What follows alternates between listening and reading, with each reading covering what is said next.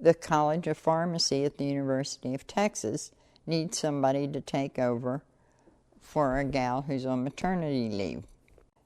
The gal who was on maternity leave decided not to return to work, and so they offered me the position on a permanent basis. And I stayed for 17 years. It was clinical pharmacy, which meant they were dealing with diseases rather than drugs. That's where the emphasis was.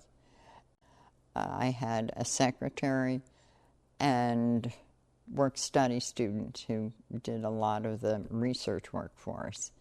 And incidentally, during that time, the original director started an institutional review board, an IRB, for the city of Austin. And an IRB is the board that oversees any human research in institutions, hospitals mainly. And he asked me to serve on that board.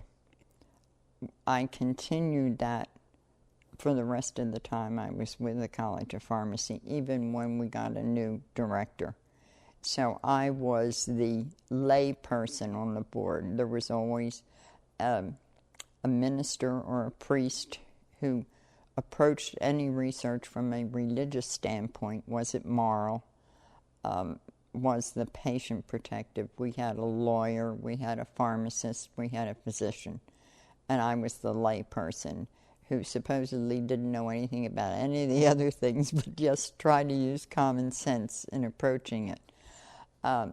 Through that, I had to deal with the FDA in Washington and their rules and regulations and representatives that came to the college. That's a pretty big responsibility. So it was, and it was very interesting because you saw what was being done in all kinds of research.